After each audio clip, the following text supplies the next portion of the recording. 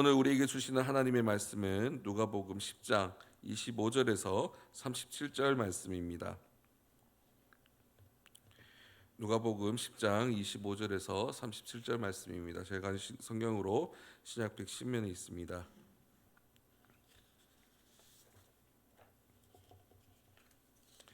제가 봉독하겠습니다. 어떤 교사가 일어나 예수를 시험하여 이르되 선생님, 내가 무엇을 하여야 영생을 얻으리이까? 예수께서 이르시되 율법에 무엇이라 기록되었으며 내가 어떻게 있느냐? 대답하여 이르되 내 마음을 다하며 목숨을 다하며 힘을 다하며 뜻을 다하여 주 너의 하나님을 사랑하고 또한 내 이웃을 내 자신과 같이 사랑하다 하였나이다. 예수께서 이르시되 내 대답이 옳도다. 이를 행하라. 그러면 살리라 하시니 그 사람이 자기를 옳게 보이려고 예수께 여짜오되 그러면 내 이웃이 누구이니까? 예수께서 대답하여 이르시되 어떤 사람이 예루살렘에서 여리고로 내려가다가 강도를 만나매 강도들이 그 옷을 벗기고 때려 거의 죽은 것을 버리고 갔더라. 마침 한 제사장이 그 길로 내려가다가 그를 보고 피하여 지나가고 또 이와 같이 한 외인도 그곳을 이르러 그를 보고 피하여 지나가되 어떤 사마리아 사람은 여행하는 중 거기 이르러 그를 보고 불쌍히 여겨 가까이 가서 기름과 포도주를 그 상처에 붓고 싸매고 자기 짐승에 태워 주막으로 데리고 가서 돌보아 주니라. 그 이튿날 그가 주막 주인에게 데나리온 둘을 내어 주며 이르되 이 사람을 돌보아 주라. 비용이 더 들면 내가 돌아올 때에 갚으리라 하였으니 내 생각에는 이 세 사람 중에 누가 강도 만난 자의 이웃이 되겠느냐? 이르되 자비를 베푼 자니이다. 예수께서 이르시되 가서 너도 이와 같이 하라 하시니라. 아멘.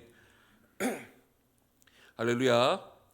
일부 예배 오신 성도님들 주님의 이름으로 축복합니다. 우리 멀리 있지만 우리 함께 예배드림에 감사한 마음으로 함께 인사하셨으면 좋겠습니다. 사랑합니다. 함께 인사하도록 하겠습니다. 사랑합니다.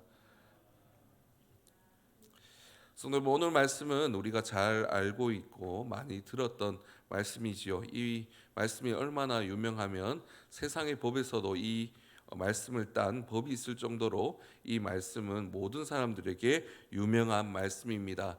하지만 이 말씀이 우리에게 주는 의미는 우리가 한 번 더 되새겨볼 필요가 있는 말씀이기도 합니다. 사실 오늘 말씀이 있기 전에 예수 그리스도와 그 제자들은 놀라운 은혜 가운데 휩싸여 있었습니다. 그 이유는 무엇일까요? 예수님께서 70인의 전도대를 보내셨기 때문입니다. 그 전도대가 다녀와서 그들이 얻었던 놀라운 경험들은 그들을 희열 가운데 또한 뜨거운 흥분 가운데 그들의 마음을 요동치게 하기에 부족함이 없었습니다. 그들이 예수님의 복음을 전하였을 때 많은 이들이 이에 반응하는 모습에 제자들은 가슴이 뛰며 기뻐 놀라워하고 있습니다. 이에 대해서 예수님께서 무엇이라 말씀하십니까? 24절에서는 이렇게 말씀하십니다. 내가 너희에게 말하노니 많은 선지자와 임금이 너희가 보는 바를 보고자 하였을 때 보지 못하였으며 너희가 듣는 말을 듣고자 하였을 때 듣지 못하였느니라. 아멘.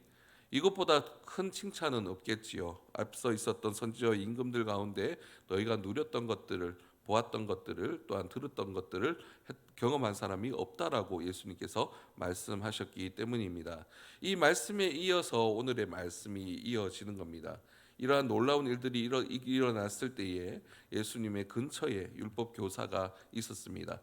율법 교사가 어떤 사람입니까? 그 누구보다도 율법을 잘 알고 따르는 자이겠지요.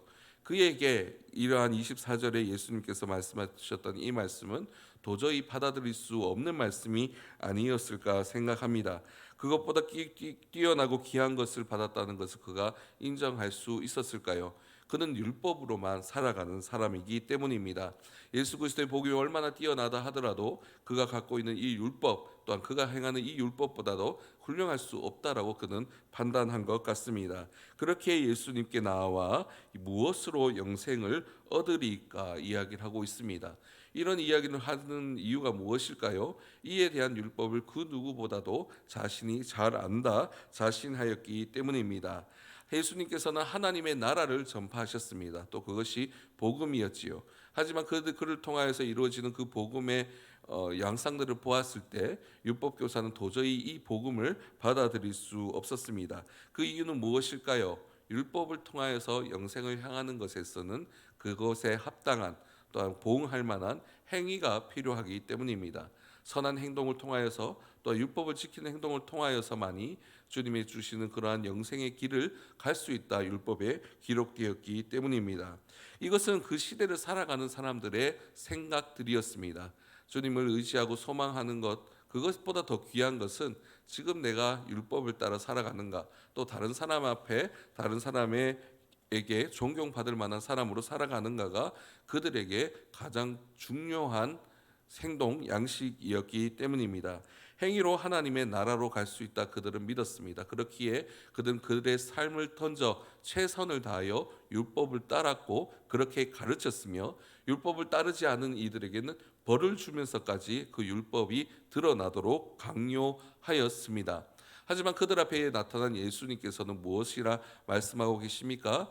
예수 그리스도께서 길이요 진리라고 말씀하고 계십니다. 그들이 따라왔던 가치관은 다른 이야기겠지요. 그래서 주님 앞에 이 영생에 대한 문제를 통하여서 예수 그리스도가 잘못되었음을 그는 모든 사람 앞에서 드러내기를 원했습니다. 모든 사람들이 흥분되어 있는 지금의 이 순간 그들의 잘못됐음을 꼬집고 싶어하는 율법교사의 마음이 엿보이고 있습니다. 이러한 율법교사 앞에 예수님께서는 무엇이라 말씀하고 계십니까? 26절을 통하여서 율법에서는 영생을 어떻게 얻느냐고 물어보고 계십니다. 율법교사의 시간이 시작된 것입니다. 율법교사는 틀리지 않는 말을 이야기를 하고 있습니다. 바로 하나님을 사랑하고 이웃 사랑하는 이 율법을 지키게 된다면 하나님께서는 그들에게 영생을 허락하여 주시리라 말씀하고 계십니다. 이에 대해서 예수님께서는 무엇이라 말씀하실까요? 27절 말씀을 보겠습니다. 27절 말씀 함께 봉독하겠습니다.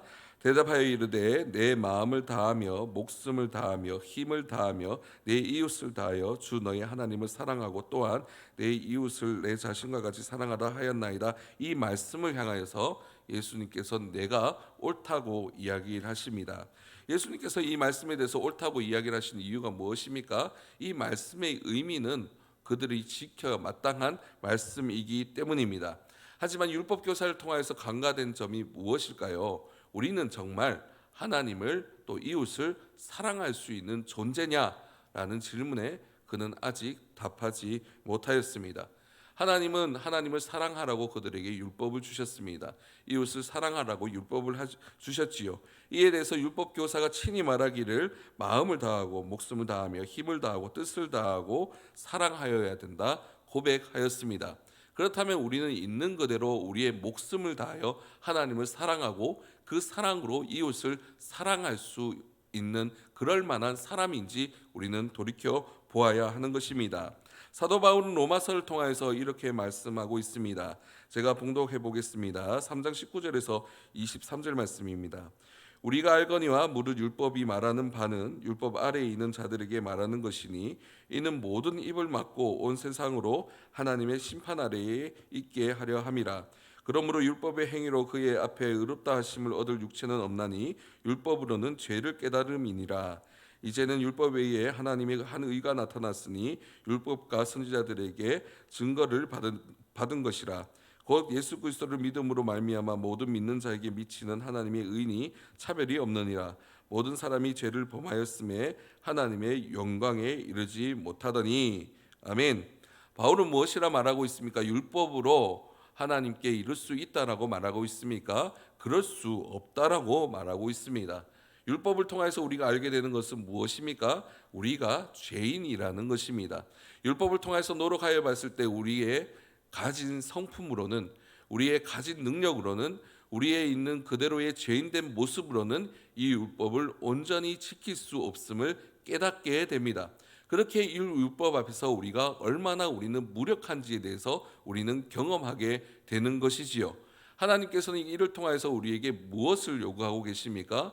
더욱더 하나님을 의시하고 하나님을 붙들게 하기 위해 이 율법을 주셨습니다.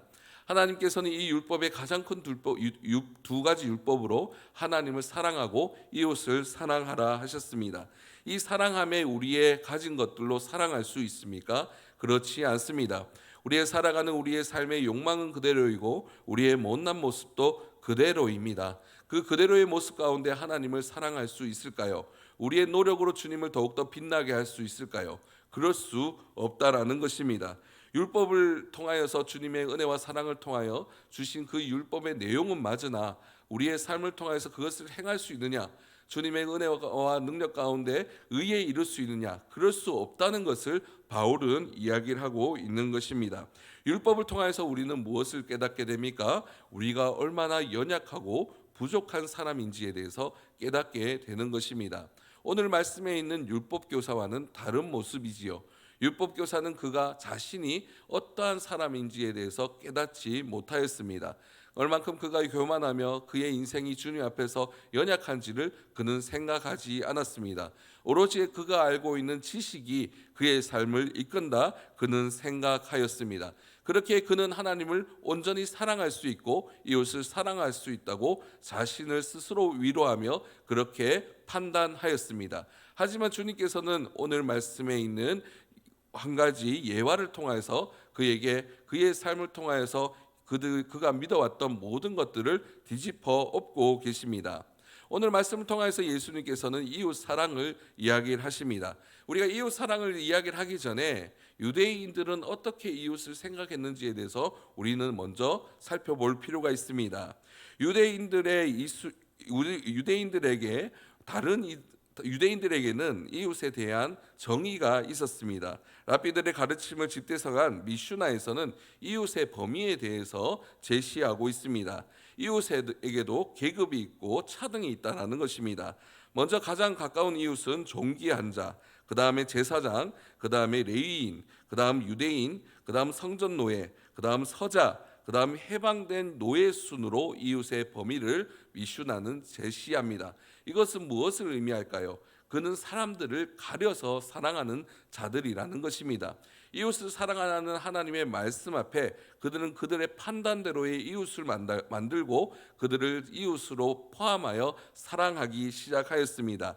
하지만 그 이 범주 가운데 끼지 못한 사람들이 있습니다. 누구일까요? 바로 이방인과 사마리아인입니다.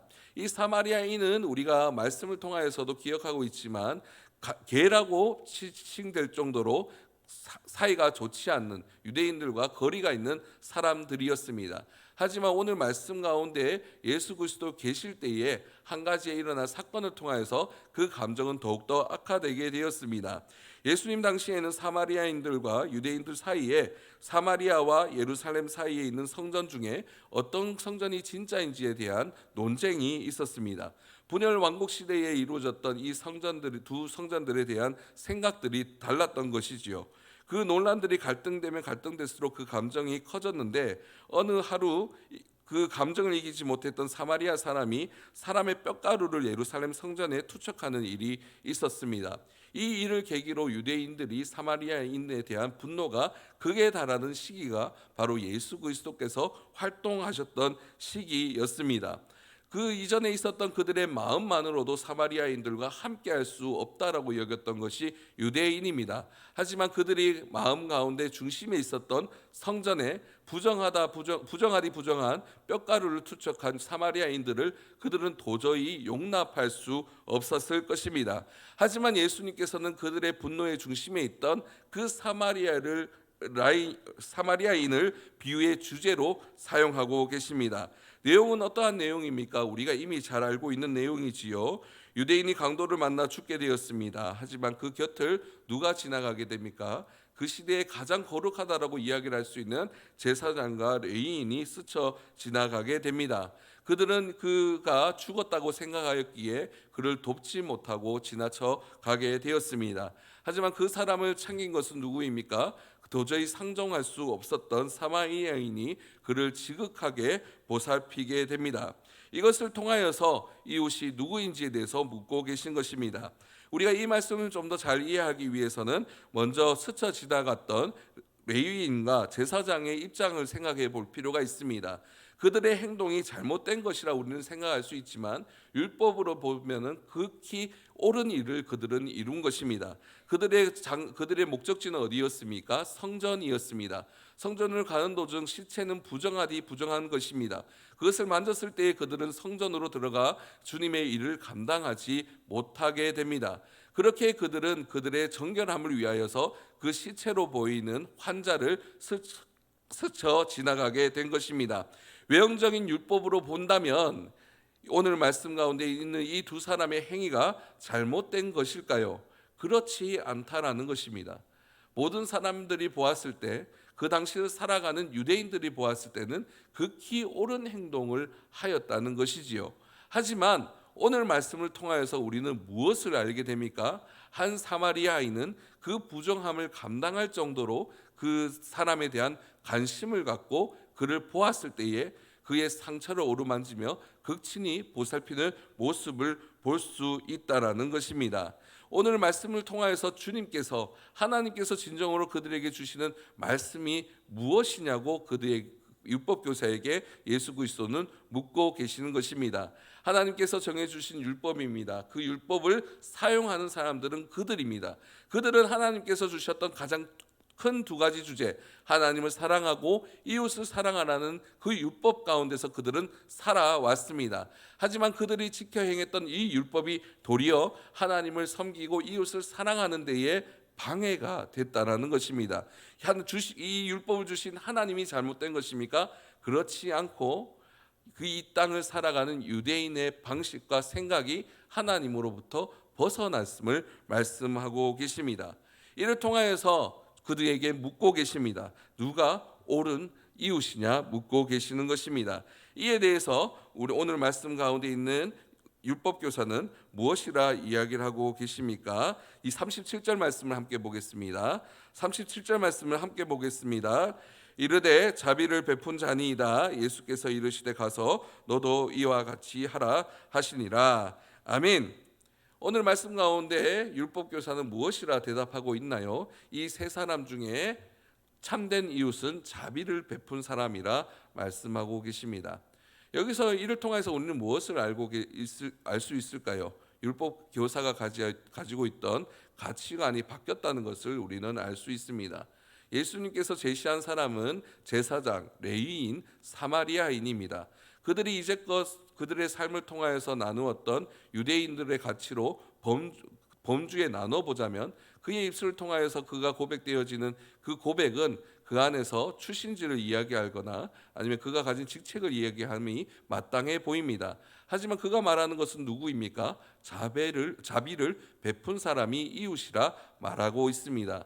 이것은 무엇을 의미하는 것일까요? 하나님께서 진정으로 그들에게 주신 가치는 그들의 출신과 그들이 가진 신분으로부터 오는 것이 아니라는 것입니다. 그가 어떠한 사람이든 주님의 말씀을 깨닫고 주님의 은혜를 베푼다면 주님께서 말씀하신 그 사람이라 오늘 말씀에 있는 율법 교사는 스스로 밝히고 있습니다. 이를 통해서 예수 그리스도께서 진정으로 원하시는 바가 무엇인지에 대해서 우리도 알 수 있습니다. 우리의 삶을 통해서 주님께서는 무엇을 요구하십니까? 우리에게도 동일하게 하나님을 사랑하고 이웃을 사랑하라고 말씀하고 계십니다. 하지만 그 가운데 우리는 우리의 판단과 우리의 생각으로 우리의 삶을 재단하고 어떻게 주님을 섬기며 소망하는지에 대해서 우리의 생각의 가치를 따를 때가 많습니다. 특히나 우리가 사람들과 만나며 관계할 때마다 우리는 그 속에서 차등을 나누고 우리의 마음 가운데 주님을 사랑하는 마음으로 사랑하기보다는 우리의 생각과 우리의 감정으로 그들을 받아들일 때가 많습니다. 하지만 주님께서 진정으로 요구하시는 바는 무엇일까요? 그 가운데서 주님의 행하실 일들을 찾으라는 것입니다. 주님이라면 이 순간 이때에 이 사람에게 어떻게 행하실지에 대해서 우리에게 찾으라는 것입니다. 우리의 마음에 분노가 있을 수 있습니다. 우리의 마음에 미움과 다툼이 있을 수도 있지요. 하지만 주님께서 진정으로 원하시는 것은 그것을 뛰어넘어 주님을 사랑하고 주님을 의지하고 주님을 소망하라 말씀하고 계십니다. 주님께서는 이를 통하여서 우리를 진정한 주님의 백성다운 모습으로 다듬어 가기를 원하십니다. 성도 여러분, 우리의 마음 가운데서는 우리가 도저히 받아들일 수 없는 사람들이 있습니다. 물론 저에게도 그러한 사람들이 있었습니다. 저희 청년 시절에 주님의 은혜 가운데 주님의 일들을 감당할 때에 작은 일을 통하여서 멀어졌던 사람들이 있었습니다. 처음에는 그들과 함께 하기도 싫었고 그들과 함께 예배드린 것조차 어려워서 같은 층이 아니라 다른 층에서 홀로 예배드렸던 시절이 있었습니다.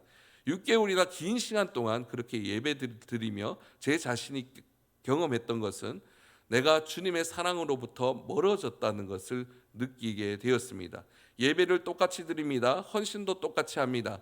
하지만 내 마음에 그들에 대한 미움이 있었을 때 나는 주님 앞에서 여전히 연약한 존재이고 부족한 존재임을 경험하게 되었습니다. 그리고 가장 가까이 다가왔던 수련회에서 스스로는 잘못하다 생각해 본 적이 한 번도 없지만 주님 앞에 죄송한 마음으로 그들에게 나가서 사과했던 경험이 있습니다. 사실 제가 뭔가 잘못해서 제 마음 가운데서 그러한 악한 마음대로 행위를 했기 때문에 사과를 했을까요? 그런 것이 아니라 주님 앞에 있는 나의 모습이 얼마나 연약한지 경험되어졌기에 그들에게 먼저 사과할 수 있었습니다. 사과하고 난 뒤에 제 신앙은 어땠을까요? 처음 믿음처럼 기쁘고 즐겁고 행복한 그러한 시간을 맞이할 수 있었습니다. 주님께서는 우리에게 우리의 삶을 통하여서 주님을 얼마나 사랑하는지에 대한 그러한 시험으로 우리에게 옆에 있는 이웃을 주셨습니다. 이 이웃을 통해서 주님께서 무엇을 알게 하시나요? 주님을 사랑하는 마음으로 행하기를 원하십니다. 그가 누구인지는 중요하지 않습니다. 그가 어떠한 사람인지는 우리에게 어떠한 의미도 없습니다. 오로지 주님께서 주신 그 사랑으로 그를 보듬고 사랑하라고 우리에게 그들을 허락하여 주신 것입니다. 오늘 말씀을 통해서 우리는 무엇을 더 알 수 있을까요? 예수 그리스도께서 우리를 그렇게 구원하셨다는 것입니다. 죽을 수밖에 없었던 우리의 삶입니다. 그 누구도 구제할 수 없었던, 누구도 부정하다 말하여 건드릴 수 없는 시체와 같은 사람들이 바로 우리였습니다. 하지만 선한 사마리아인이신 예수 그리스도께서 오셔서 우리를 구원하여 주셨습니다. 우리가 죄인 가운데 있었을 때 원수 되었었고 도저히 주님 앞에 나아갈 수 없었던 우리를 주님께서는 불쌍한 마음으로 우리를 구원하시며 인도하여 주셨습니다. 그리고 주님께서 말씀하십니다. 내가 너를 구원하셨듯이 또한 사랑하였듯이 너희도 똑같이 사랑하라 말씀하고 있는 것입니다. 성도 여러분, 오늘 말씀을 통해서 우리는 우리의 삶을 돌이켜 보아야 합니다. 주님의 주신 은혜와 사랑 가운데 우리는 살아가고 있습니까? 주님께서 주신 그 사랑 가운데 이웃을 사랑하며 그 이웃 사랑을 통하여서 하나님의 사랑하심을 우리의 삶을 통해서 드러내고 있습니까? 그렇지 않다면 오늘 이 시간을 통하여서 우리의 마음에 결단하는 시간이 되셨으면 좋겠습니다. 어려운 일이지요. 참으로 어렵고 참으로 먼 일이기도 합니다. 하지만 주님께서는 우리의 중심을 바라보십니다. 우리가 우리의 삶을 통하여서 우리의 얻은 것들을 통하여 우리는 이웃을 사랑할 수 있는 사람들일까요? 애초에 그렇지 않습니다. 그렇게 주님께서는 우리에게 예수 그리스도를 보내주셨고 성령의 충만함을 허락하여 주셨습니다.